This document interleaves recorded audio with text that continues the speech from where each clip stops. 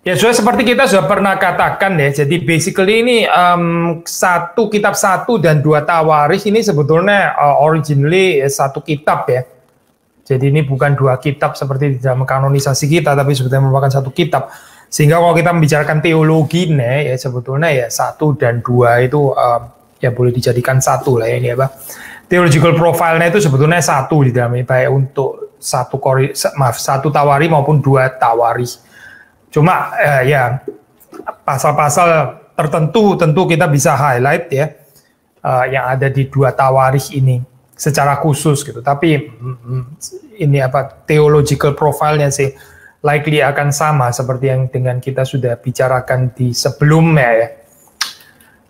Jadi apa sih sebenarnya ini Chronicles ini atau tawarikh ini kan melanjutkan cerita sejarah tentang Daud ya. Daud perjanjian ini termasuk Davidic Covenant itu ada kemiripan pasti dengan kitab-kitab sebelumnya, satu raja-raja, dua raja-raja ya. Dan kalau saudara melihat di sini kerajaan utara itu seperti kayak nggak dibicarakan lagi ya. Nah ini karena ya di dalam pikiran perspektif dari apa ini kerajaan selatan atau Yuda, ini kerajaan utara ini kan ada pemurtatan terlebih dahulu ya. Maksudnya saudara melihat itu kolapsnya pun juga terlebih dahulu di 722 BC before Christ, sedangkan kerajaan selatan kan baru di 586 ya. Lagi pula juga kerajaan utara itu terkenal dengan disebut dengan dosa Yerobeam. Mereka mendirikan apa ini tempat ibadah yang nggak pernah diatur oleh Tuhan ya. The sin of Jerobeam itu maksudnya adalah mereka set up sendiri tempat ibadah yang bukan Yerusalem dan mereka beribadah di sana gitu, seperti kayak bikin saingan. Dan dari perspektif ini ya Pak teologi kerajaan selatan ya, ini mereka menjelaskan mengapa akhirnya kerajaan utara itu runtuh terlebih dahulu ya, karena itu terutama ya, karena mereka nggak menaati sentralisasi cult, sentralisasi penyembahan di Yerusalem, tapi mereka mendirikan tempat mereka sendiri, dan karena itu akhirnya mereka itu collapse. Not to mention raja-rajanya juga adalah raja-raja yang tidak takut akan Tuhan. Nah, maka saudara melihat di sini penekanannya di sini ya, di dalam dua tawarikh, di dalam tawarikh ini adalah apa? Tentang kerajaan selatan, dan terutama adalah tentang kehidupan ini ya Pak, keturunan Daud gitu. Daud adalah raja yang berkenan kepada Tuhan ya, seorang yang menurut after God's own heart, menurut hati Allah sendiri, dan dia punya anak namanya Salomo, setelah itu keturunannya juga ya.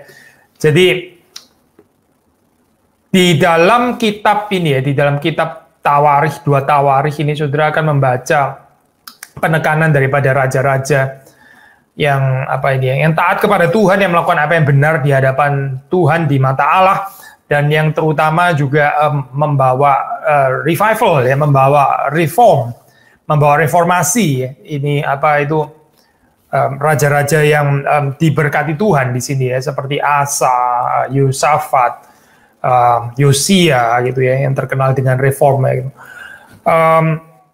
Yang juga penting di sini ya, apa perbedaan penekanan dengan kitab Samuel dan kitab raja-raja, ada perbedaan perspektif di situ ya. Kalau di dalam satu tawarikh itu Daud kan jelas adalah seorang tokoh yang penting ya di dalam satu tawarikh. Dan di dalam dua tawarikh ini yang disebut dengan Beit David atau The House of David ya. Itu apa ya terjemahannya ya? Ya rumah Daud, atau lebih tepat mungkin kok diterjemah artinya itu lebih kepada keluarga Daud itu ya.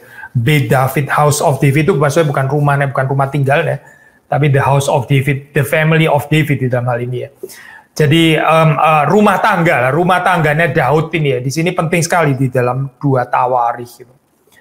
Nah, kalau saudara membaca di kitab raja-raja misalnya ya, di situ sejarahnya itu dilihat dari perspektif tahta ya, maksudnya political itu. Di Chronicles ini, di tawarikh itu perspektifnya itu dilihat dari temple ya, dilihat dari apa ini, tempat ibadah. Kalau di raja-raja istana itu penting gitu ya, tapi di tawarikh temple yang penting di sini ya. Again, theology of temple ini penting sekali untuk tawarikh. Jadi kalau di Raja-Raja itu bicara tentang sejarah politik ya, maka di dalam kitab tawarikh ini yang ditekankan fokusnya itu adalah kehidupan spiritual ya, kehidupan agamawi. Nah, ini yang menentukan di dalam sejarah dari Israel ya. Nah, sehingga kita waktu membaca ya, kita mesti tahu ini apa itu penekanan. Kita sudah pernah bicara sebetulnya ya, tentang kerajaan dan temple gitu, seperti waktu kita membicarakan dalam satu tawarikh ini pengulangan again secara theological profile sebetulnya nggak berbeda, tapi dengan tentu ayat-ayat yang kita bisa highlight khusus dari dua tawarikh ya. Keyword yang penting tentu saja di sini selain apa itu tadi ya, House of David, keluarga Daud, tentu juga adalah imam-imam itu penting sekali ya, karena kaitannya itu dengan temple di sini ya. Ayat-ayat yang penting kita bisa baca misalnya dari ini ya, ini apa, pasal 7 ya, kita coba lihat pasal 7. Saya membaca pasal 7 ayat yang 2 tawarikh, pasal 7 ayat 14 ya, saya membaca ayat 14. Nah, ini kalau sudah membaca di atas di situ ini ya, Pak, itu tentang penabisan rumah Tuhan ya, lalu terus kemudian mulai ayat 4 tentang korban petabisan perayaan, saya baca 7 ayat 14 ya. Itu Tuhan menampakkan diri kepada Salomo untuk kedua kalinya. Kalau LAI memberikan judul seperti itu. Saya baca dari 13 ya.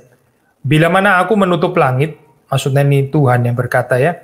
Bila mana aku menutup langit sehingga tidak ada hujan, dan bila mana aku menyuruh belalang memakan habis hasil bumi, dan bila mana aku melepaskan penyakit sampar di antara umatku, dan umatku yang atasnya namaku disebut, ya, ini ayat ke-14 ya, merendahkan diri, berdoa, dan mencari wajahku, lalu berbalik dari jalan-jalannya yang jahat, maka aku akan mendengar dari sorga dan mengampuni dosa mereka, serta memulihkan negeri mereka. Terus ada teolog namanya Kleinig ya, ini Kleinig ini mengatakan seperti ini ya. Pembalasan dari Tuhan itu ya, itu neither tidak bisa dihindari, ini double negasi ya. Neither unavoidable nor absolute ya. Jadi apa ini artinya ya? Pembalasan dari Tuhan ini kan saudara melihat di dalam ayat ini kan konteksnya itu kalau ini ya Pak itu orang Israel itu berbuat jahat di hadapan Tuhan sehingga Tuhan itu murka ya, terus di sini dikatakan menahan hujan, menyuruh belalang memakan habis hasil bumi, lalu terus kemudian melepas penyakit sampar ya. Nah, ini kan berarti ada pelanggaran kan saya dari sisi ini ya, Israel dan rajanya gitu. Nah, Kleinig mengatakan seperti ini.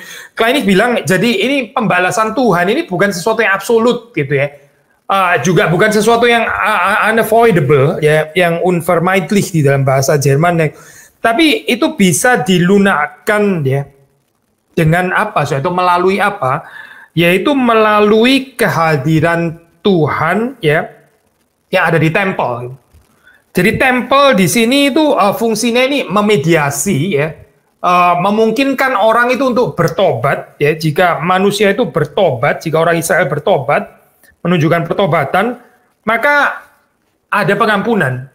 Kalau mereka bertobat dan mencari pengampunan yang dari Tuhan, maka ada pengampunan untuk mereka. Maka di sini sudah membaca ya di ayat yang terkenal ini, dan umatku yang atas namaku disebut merendahkan diri ya. Kita sudah bahas ini di pertemuan yang sebelumnya ya, itu sudah dibahas di situ.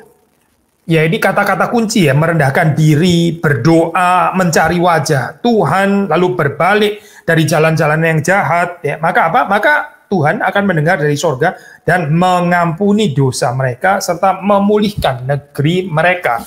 Jadi sudah melihat di sini, apa ini Tuhan bisa murka, jelas Tuhan bisa murka ya, melepas penyakit sampar dan sebagainya seperti tadi kita baca ya. Tapi terus kemudian ada temple. Nah, disinilah kehadiran Allah yang gracious ini ya.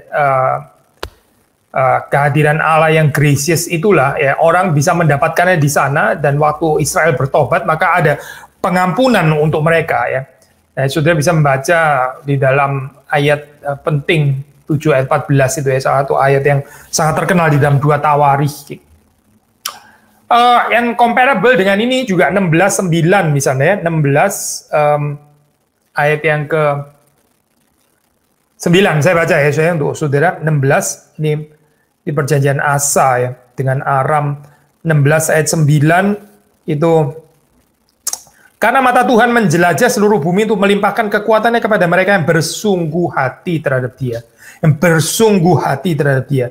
Dalam hal ini engkau telah berlaku bodoh, oleh sebab itu mulai sekarang ini engkau akan mengalami peperangan. Ya.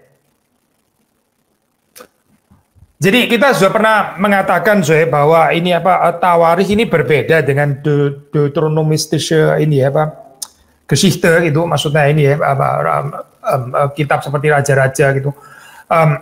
Ada cerita tentang pengampunan ya, Tuhan yang bisa dilunakkan hatinya dan sebagainya, typical ini ya, itu priestly sebetulnya gitu.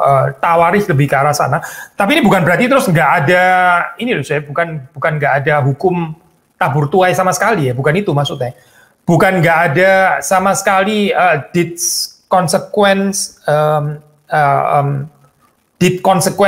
nexus atau connection di dalam Tawarikh, bukan berarti seperti itu gitu. Karena seperti saudara membaca dalam bagian ini, saya pikir cukup jelas ya, bahwa ya kalau ada pelanggaran seperti itu ya Tuhan bisa menyatakan murkanya gitu, seperti kita baca di sini ya.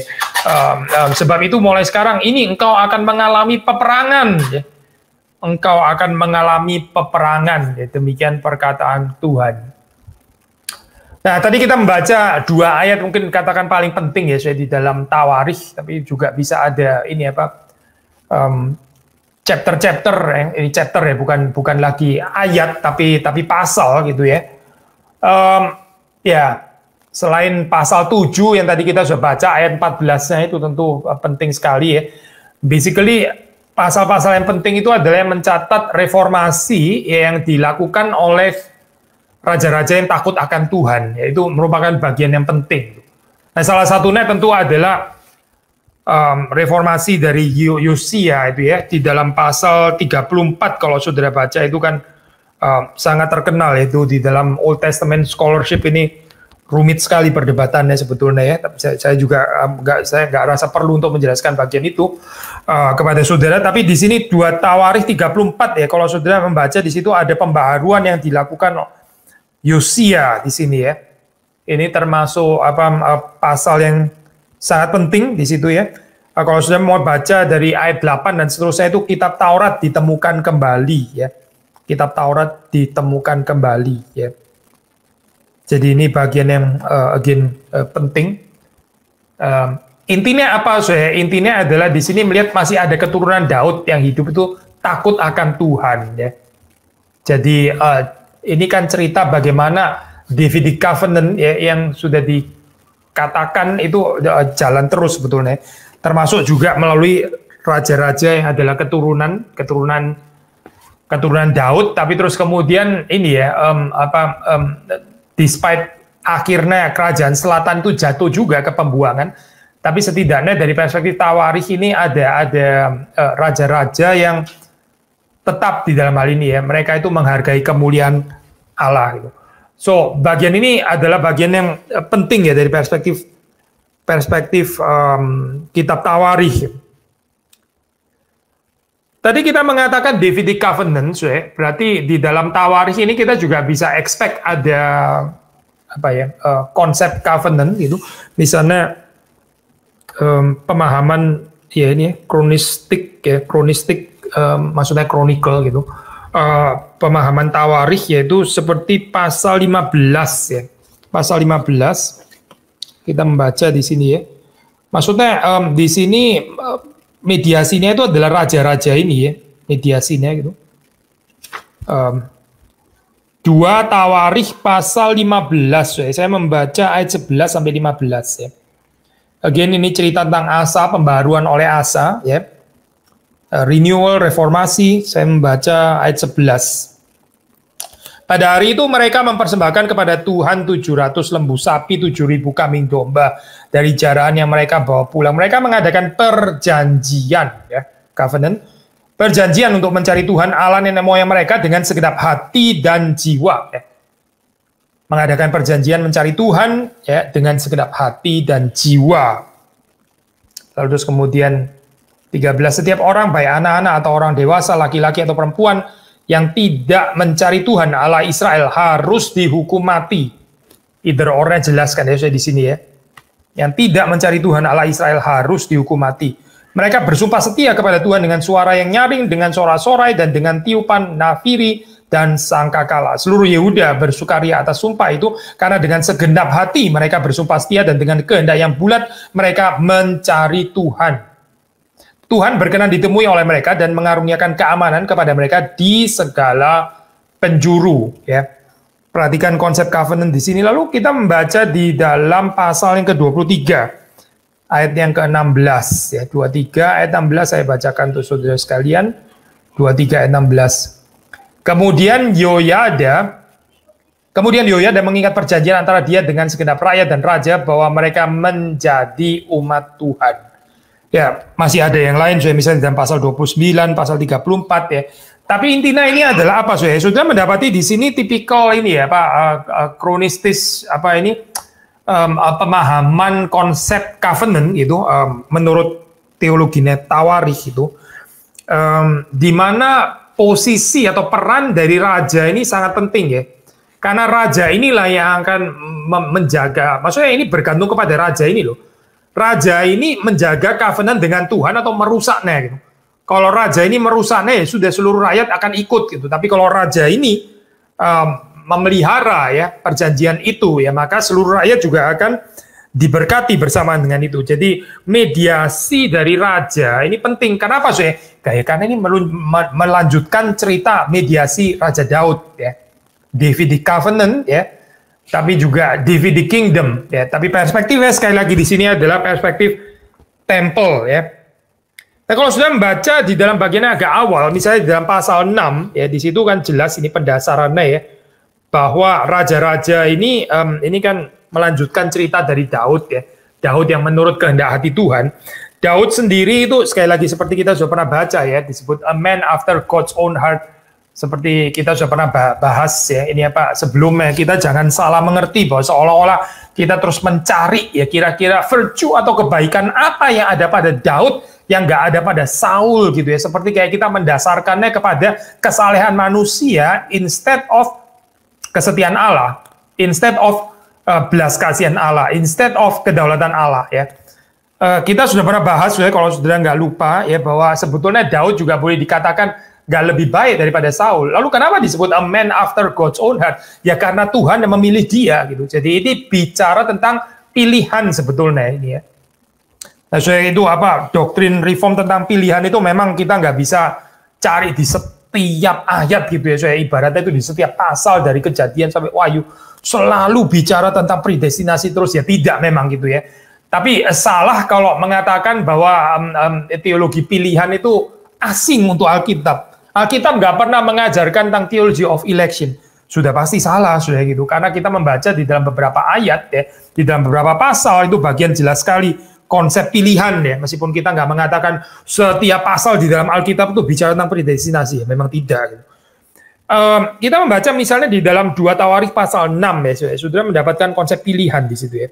2 Tawarikh pasal 6. Kita membaca ayat yang ke-5 ya. Sampai 11. Ini Tuhan ya, yang perkataan Tuhan, sejak aku membawa umatku keluar dari tanah Mesir, tidak ada kota yang kupilih di antara segala suku Israel untuk mendirikan rumah di sana sebagai tempat kediaman namaku. Dan tidak ada orang yang kupilih untuk menjadi raja atas umatku Israel. Tetapi kemudian aku memilih Yerusalem sebagai tempat kediaman namaku dan memilih Daud untuk berkuasa atas umatku Israel.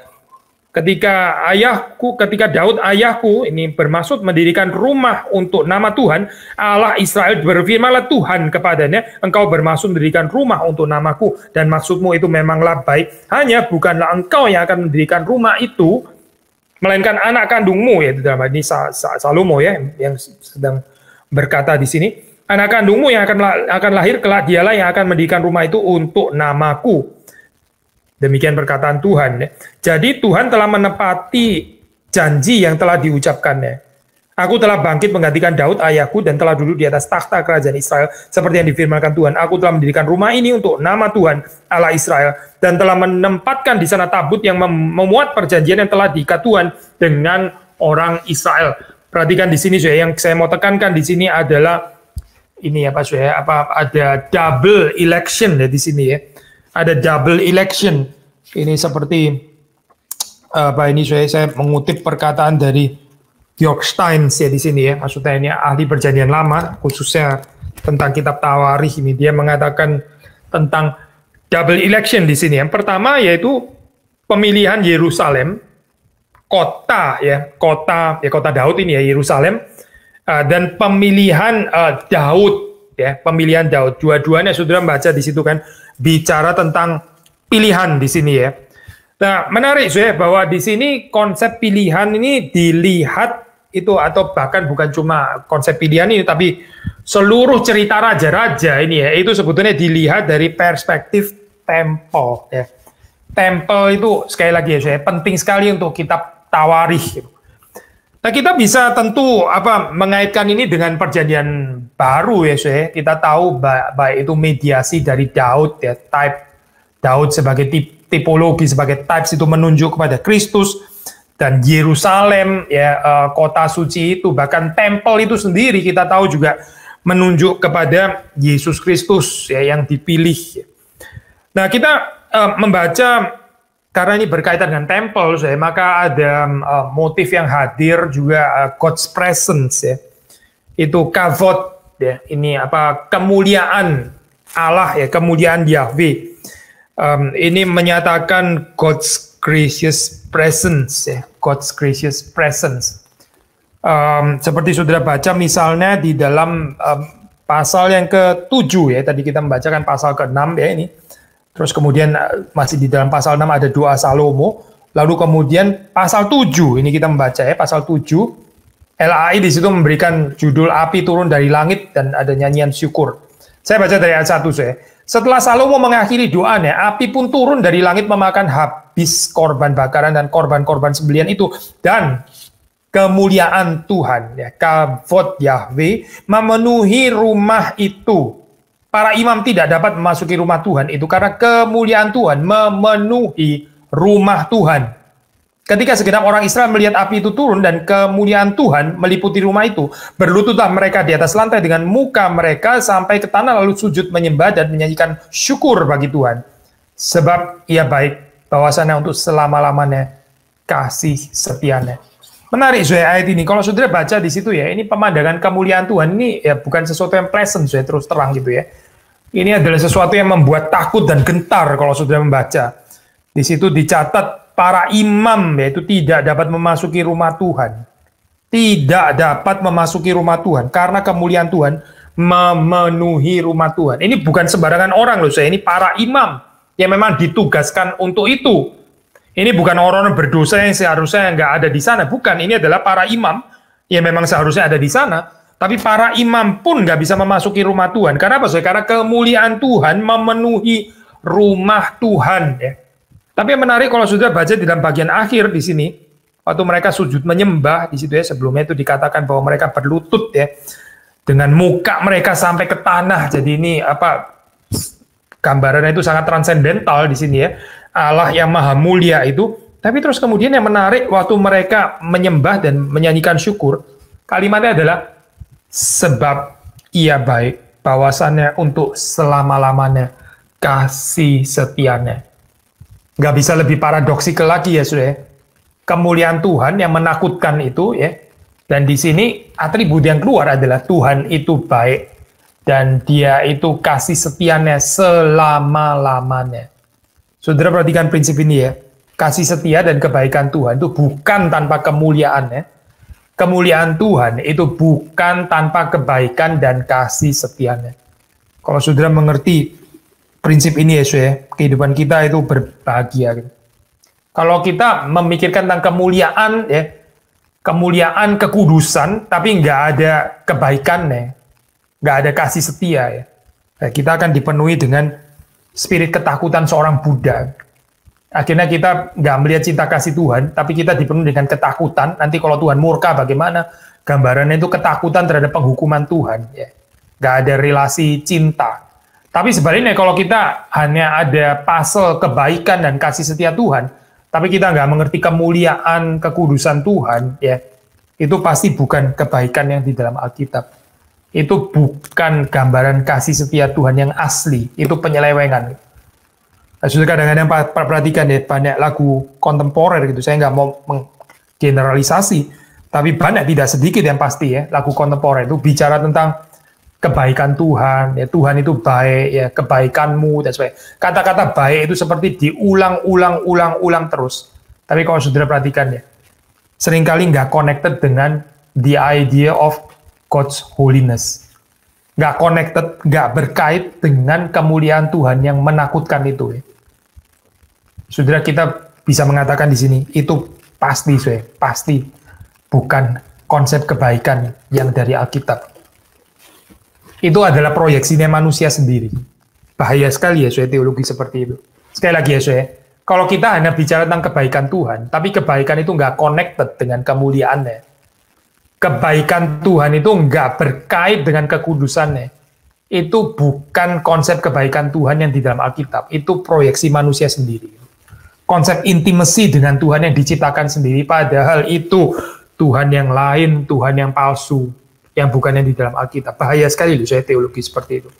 Tentu nggak kalah bahaya juga kalau kita hanya bicara kemuliaan Tuhan, kekudusan, tapi kita nggak pernah mengerti apa ini namanya kebaikannya atau kasih setianya. Another problem tentu saja.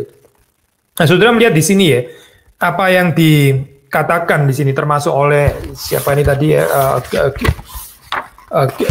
oleh siapa Georg Steins ya, Georg Steins mengatakan bahwa ini loh saya apa kemuliaan Allah itu ya menyatakan God's gracious presence, God's presence yang gracious ya.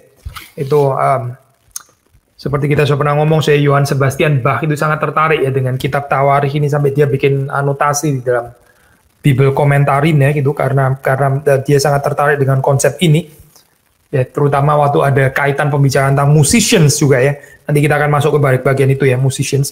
Tapi sebelumnya kita mau bicara tentang ini ya, saya tentang temple sekali lagi gitu. Jadi di dalam temple ini apa sih? Selain ada apa itu God's gracious presence, God's glory dan sebagainya.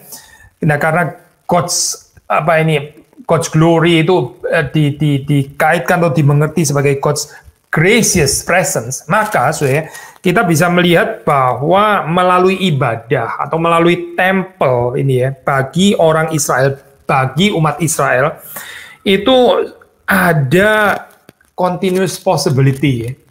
Ada continuous possibility untuk mendapatkan pengampunan Tuhan. Menarik ya konsep ini ya. Sekali lagi ya, justru kan ada temple ya, Tuhan yang harusnya murka karena pelanggaran bangsa Israel ya. Karena rajanya juga bisa melanggar gitu ya. Tapi itu Tuhan itu bisa dihampiri ya. Tuhan itu bisa didekati ya. Lalu di sana seorang itu bertobat dan mencari pengampunan Tuhan, tersedia pengampunan. Tapi pengampunan itu bukan tanpa tempel, saudara perhatikan ya, pengampunan ini bukan tanpa tempel. Karena apa, Karena di tempel itulah pengampunan Tuhan itu dinyatakan. God's gracious presence itu melalui tempel, dan bukan tanpa tempel. Kita membaca di dalam ini ya, 2 Tawarikh 7 ya, ayat yang ke-13, ayat yang ke-16 tadi ya. 13 tadi 14 kan kita sudah baca ya, 13 14. Sebetulnya kita bisa baca terus sampai ayat yang ke-16 ya. Saya baca mulai 14 lagi deh ya. Tadi kita sudah baca 13 14. Saya baca yang 13 tadi mengatakan tentang ini ya, Tuhan itu bisa melepas penyakit sampar dan sebagainya. Tapi terus kemudian 14, dan umatku yang atas namaku disebut merendahkan diri, berdoa dan mencari wajahku, lalu berbalik dari jalan-jalan yang jahat, maka aku akan mendengar dari sorga dan mengampuni dosa mereka, serta memulihkan negeri mereka. Sekarang mataku terbuka dan telingaku menaruh perhatian kepada doa dari tempat ini. Perhatikan ya. Sekarang mataku terbuka dan telingaku menaruh perhatian kepada doa. Saya tekankan ya, saya. Dari tempat ini. Dari tempat ini. Apa saya? Tempel maksudnya itu. Sekarang telah kupilih dan kuduskan rumah ini, supaya namaku tinggal di situ untuk selama-lamanya. Maka mataku dan hatiku akan ada di situ sepanjang masa. Jadi mengapa sih saya untuk orang Israel itu tempel itu penting sekali ya saya? Karena tanpa tempel itu exile itu nggak ada tempel kan saya? Waktu di exile pembuangan kan nggak ada tempel ya. Apa jadi? Terus kalau nggak ada tempel terus berarti apa gitu? Ya ini saya. Ini yang terancam itu adalah cerita pengampunan Tuhan ini terus bagaimana setelah itu? Maka di dalam exile itu orang Israel itu juga bergumul. Sebenarnya Tuhan ini membatalkan atau bagaimana ya? Ini di covenant ini jalan terus atau berhenti sebetulnya gitu kan? Kita sudah pernah bahaskan ya, ada ambivalensi itu di dalam teologi perjanjian lama. Seperti ada tension gitu ya, ada creative tension, ada paradoxical concept gitu. Satu suara mengatakan ya seperti kayak terhenti, terganggu ya. Jadi janjinya Nathan ini seperti kayak dipolemisasi gitu. Tapi sisi yang lain juga menyatakan ini somehow jalan terus gitu ya. Jadi ada dua suara ini gitu. Kita sudah pernah bahas bagian ini ya, Soe. Tapi kalau sudah membaca di sini ya, tempel itu penting karena apa, Soe? Karena melalui ini ya, melalui tempat kehadiran yang khusus ini, Tuhan itu memberikan pengampunannya. Jadi yang disebut dengan divine grace itu, Soe, itu ya itu adalah melalui tempel, bukan tanpa tempel.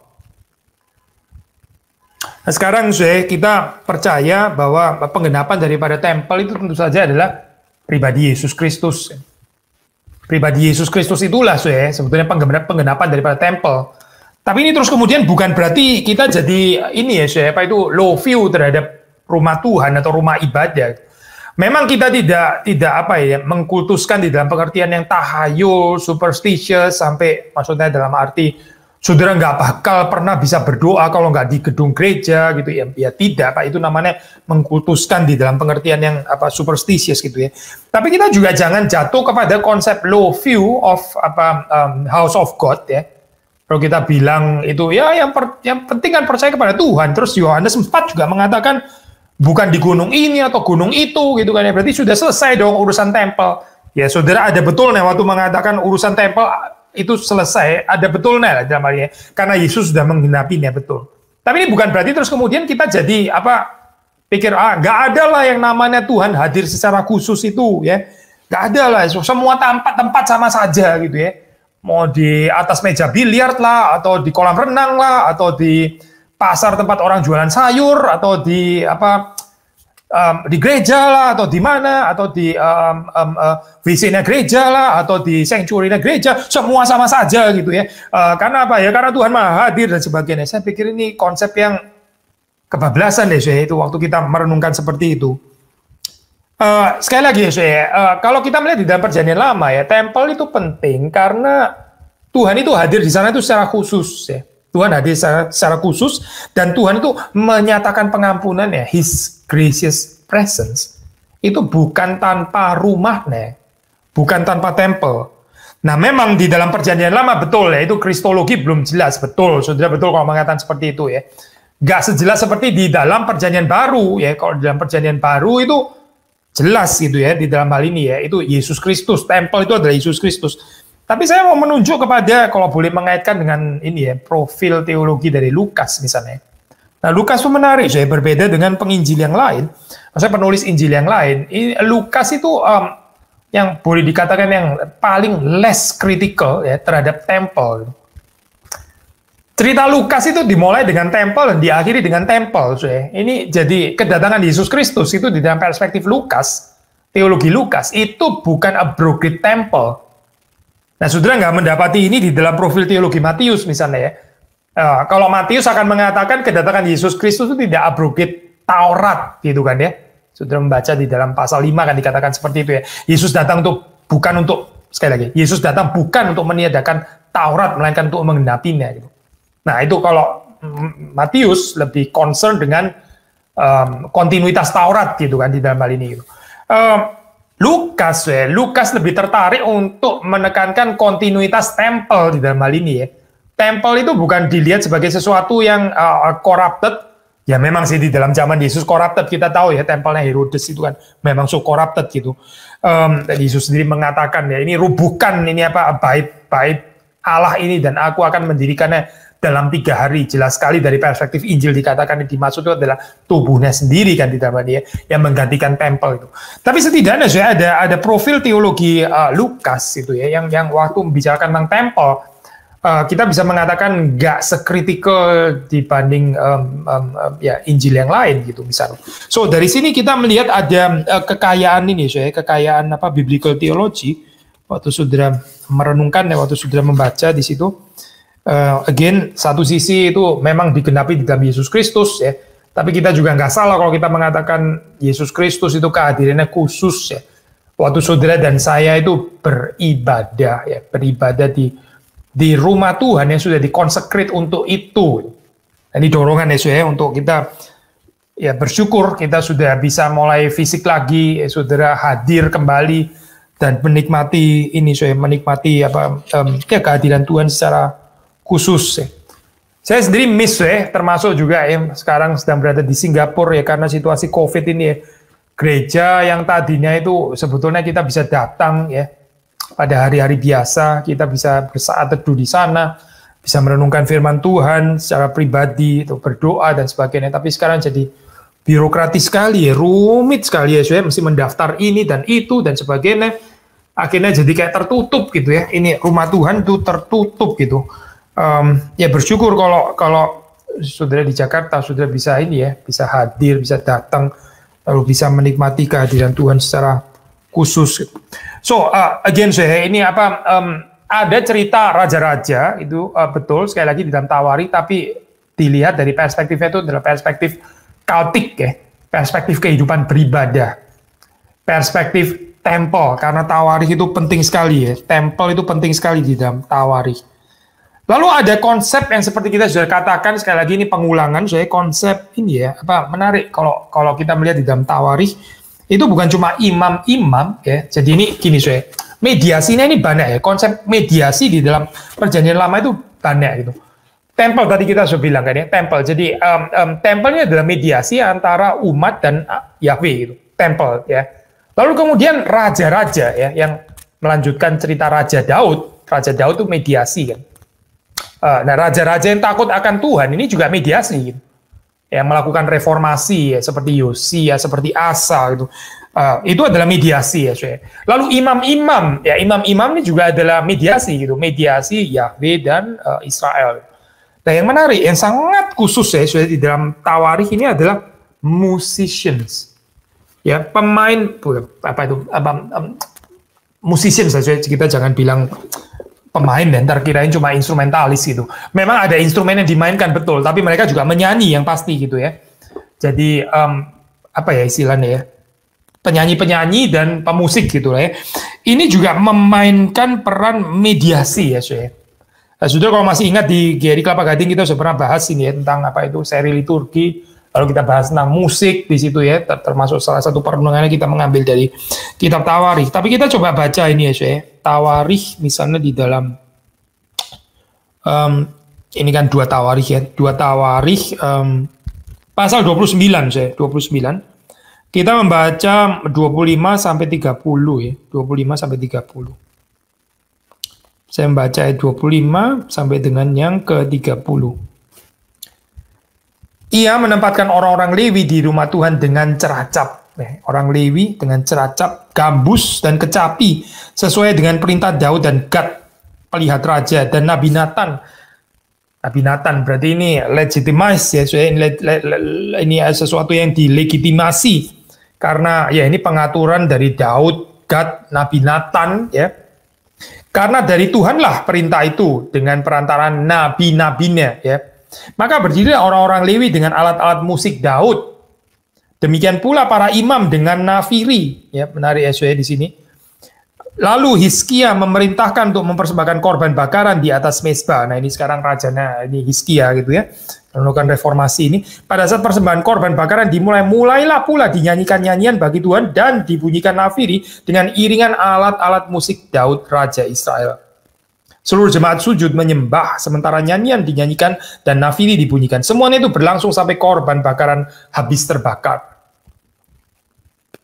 2 ayat lagi, sehabis korban bakaran dipersembahkan, raja dan semua orang yang hadir bersama-sama dia berlutut dan sujud menyembah. Lalu Raja Hizkia dan para pemimpin memerintahkan orang-orang Lewi menyanyikan puji-pujian untuk Tuhan dengan kata-kata Daud dan Asaf pelihat itu. Maka mereka menyanyikan puji-pujian dengan sukaria lalu berlutut dan sujud menyembah. Interesting ya, saya sudah melihat di sini itu musik ini ya, makanya itu nggak salah lihat sih saya kalau dia tertarik sekali dengan tawarikh, is just correct saya. Memang ini sangat khusus ya ini ya, membicarakan tentang musik lalu terus highly teologis seperti ini ya. Sudah melihat di sini perhaps ini ya nggak ada di dalam bagian lain saya. Musicians itu dilihat di dalam ini ya fungsi mediasi ya. Jadi ini seperti raja, seperti imam-imam ya, seperti orang Lewi, temple, dan di sini musicians ya. Musicians ini bahkan diatur oleh Tuhan sendiri ya. Ini bukan urusan hobi loh, saya bukan itu. Saya suka musik, apakah ada lowongan pelayanan di gereja? Bukan itu loh, saya bukan. Tapi ini pengaturan yang dari Tuhan sendiri ya. Pengaturan dari Tuhan. Musicians ini di sini menempati posisi mediasi. Sama seperti temple, sama seperti raja, ya seperti imam, ya. Dan di sini ya bicara tentang musicians. Kaitannya apa sih, Sudah? Kaitannya kalau sudah baca di dalam bagian ini ya tentu saja ini kaitannya dengan Celtic Life itu di dalam Celtic Life, tapi juga ada kata kunci, Sudah, kalau di sini sudah baca tadi di situ ya. Ada korban, ada korban. Jadi pujian, nyanyian syukur itu sangat bisa dikaitkan dengan korban. Nah, kalau kita bicara korban ya ini berarti liturgical ya. Ini berarti Celtic gitu kan ya. Korban ya, di sini Saudara membaca di sini korban bakaran di dalam ayat yang ke-28 di situ kan ya. Itu justru waktu jemaat itu seluruhnya sujud menyembah sementara nyanyian dinyanyikan, nafiri dibunyikan. Semuanya itu berlangsung sampai korban bakaran habis terbakar. Korban bakaran itu habis terbakar bukan tanpa nyanyian yang dinyanyikan dan nafiri yang dibunyikan. Nah, kita kalau bicara tentang musik bisa panjang sekali, tapi di dalam perspektif tawarikh itu sudah perhatikan di sini ya, ada kaitan antara musician dengan korban bakaran. Itu yang kita baca di dalam ayat inilah, at least ya gitu. Needless to say, kaitan musik dan liturgi juga banyak sekali seperti saudara bisa membacanya di dalam sepanjang sejarah gereja ya. Kenapa musik gitu kan ya? Liturgi bisa jalan tanpa hal-hal yang lain ya, tanpa seni-seni yang lain. Liturgi bisa jalan tanpa lukisan misalnya, bisa gitu. Liturgi bisa jalan tanpa patung-patung, pahatan-pahatan bisa gitu ya. Tapi liturgi yang nggak ada musik itu sulit dibayangkan di dalam hal ini ya. Mengapa ya karena memang ada kaitan tidak terpisahkan di sini ya. Lagi pula ini pendasarannya itu pendasaran teologis ya. Bukan sekali lagi ya, bukan cuma sekedar pendasaran filosofis kayak kenapa lah musik. Oh ya, musik itu yang paling dekat dengan gitu misalnya dengan waktu lah atau apa ya atau musik itu adalah seni yang paling immaterial gitu ya, Hegel misalnya gitu ya. Pendasarannya bukan pendasaran filosofis itu bukan itu. Tapi ini pendasaran di dalam konteks teologi tawarikh itu adalah konsep mediasi sebetulnya ya. Konsep mediasi. Jadi sudah sekali lagi ya, kalau ini ya kita mengerti hal ini ya. Waktu saudara menyanyi ya itu saudara dilibatkan semuanya itu. Ini persoalannya kan begini kita ini terlahir ya di gereja Protestan itu misalnya, buat kita rather taken for granted. Ya iyalah jemaat semuanya menyanyi gitu ya. Saudara nggak pernah pikir bahwa di dalam perjanjian lama ini yang boleh menyanyi itu cuma kaum Lewi ini gitu. Ini bukan semua Israel loh menyanyi gitu, tapi kaum Lewi ini gitu. Di dalam konteks Celtic maksudnya ya. Setelah Yesus Kristus datang ya, ini kita bisa bicara, ini istilah ini nggak ada ya Kalau Luther kan pakai istilah ini ya, allgemeine apa ini namanya saya, common priesthood of all believers gitu kan ya. Common priesthood of all believers. Sekarang kita ngomong common common musicianhood atau apa ya? Common musicianship of all believers kan. Sudah nggak pernah dengar kalimat kayak begini ya. Tapi boleh juga saya mengatakan kalimat itu secara konsep at least ya, itu sama sebenarnya. Kan common priesthood maksudnya apa saya? Ya di dalam perjanjian lama priest itu cuma beberapa orang saya, bukan semua orang Israel itu imam. Yang disebut imam itu cuma orang-orang pilihan ya. Yang disebut musicians itu juga cuma orang-orang pilihan saya. Gak semuanya harusnya boleh menyanyi gitu. Cuma ya ini musikus-musikus ini saja yang ditunjuk ini ya, yang memang dikhususkan untuk ini. Cuma mereka saya yang boleh ini ya sembari korban itu terbakar dan mereka yang menyanyi. Ya tapi waktu Yesus Kristus datang ya. Yesus Kristus datang untuk membuka kemungkinan bagi saudara dan saya ya, kita semua boleh memuji Tuhan. Jadi di sini saudara perhatikan ya, ini konsep apa itu ya, common priesthood ya, yang dikaitkan dengan terbukanya kemungkinan bagi semua orang percaya untuk memuji Tuhan. Ini prinsip yang besar loh sebetulnya gitu. Ya, orang bisa lebih menghargai kalau tadinya eksklusif hanya segelintir orang, terus sekarang semua boleh begitu kan ya. Tapi kalau kita nggak mengerti ini ya, tadinya itu eksklusif hanya beberapa orang, kita pikir dari dulu dari sonona juga memang sudah boleh menyanyi semua orang begitu ya, kita jadi bisa kurang menghargai di dalam hal ini. Sekali lagi ya saya, itu kalau kita membaca ini di dalam Tawarikh ada konsep mediasi yang justru juga melalui penyanyi-penyanyi dan para pemusik itu gitu. So ini bagian yang kita juga bisa gali ya. Apa kaitannya misalnya kalau kita kaitkan dengan Kristus ya, ini sudah bisa mengaitkan kristologi dan pujian ya, dan musik itu artinya apa? Ini sesuatu yang sebetulnya masih bisa digali ya di dalam kaitan dengan profil teologi luaran. Ya mungkin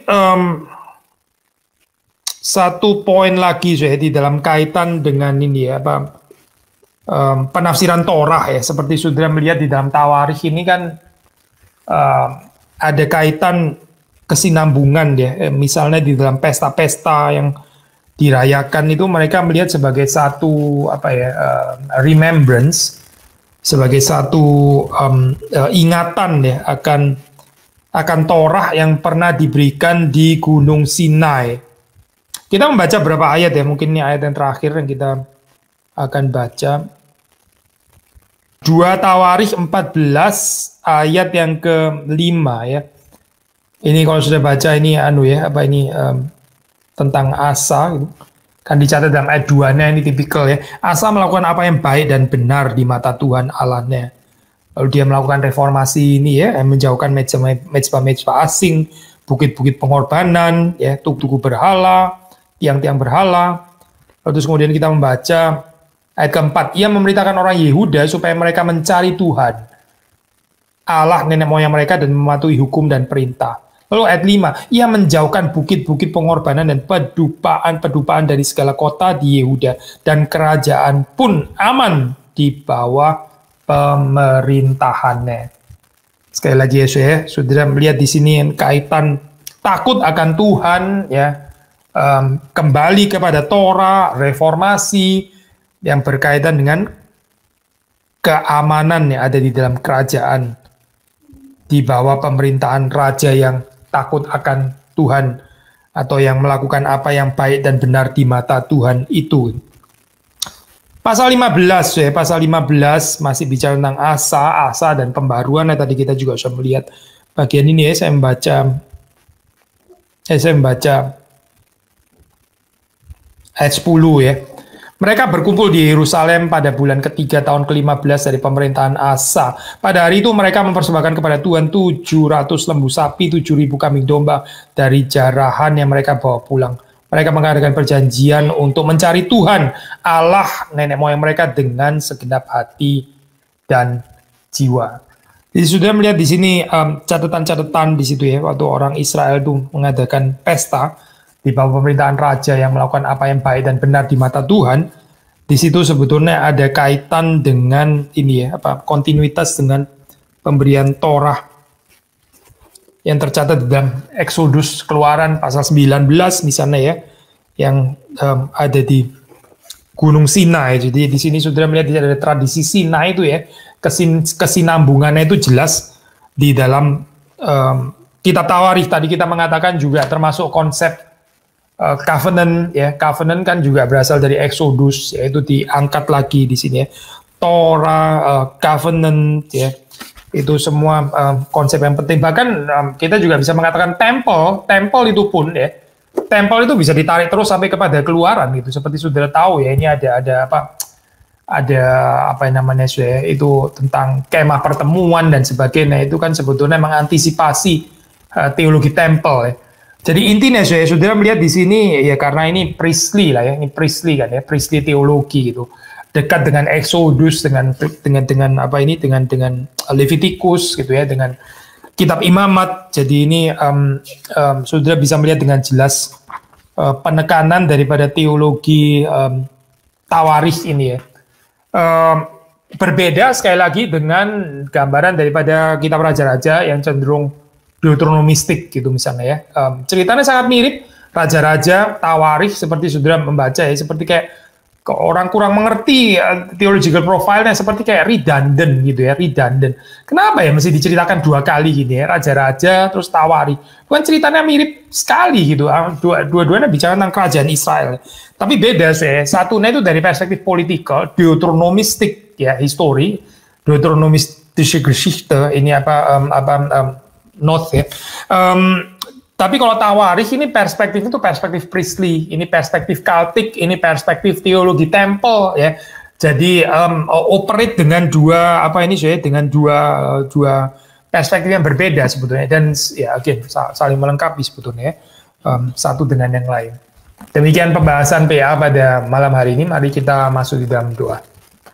Tuhan, kami bersyukur kami bisa menikmati firman Tuhan. Kiranya kalau ada yang kami belum mengerti, Tuhan terus memberi kepada kami pencerahan, kesempatan untuk kami bisa semakin mengerti, dan dengan semakin mengerti kitab-kitab di dalam kitab suci ini, baik perjanjian baru maupun perjanjian lama, kami sekali lagi boleh semakin mengenal Engkau, kami semakin beribadah kepada Tuhan, hidup semakin mengasihi Tuhan, semakin takut kepada Tuhan, memberi segala kemuliaan kepada Tuhan. Terima kasih Tuhan untuk malam hari ini. Kami menyerahkan sisa hari ini di dalam berkat Tuhan. Daripada kami istirahat dan bangunkan kami esok hari untuk kembali bisa beraktivitas demi kemuliaan nama Tuhan. Demi Yesus Kristus kami bersyukur. Amin.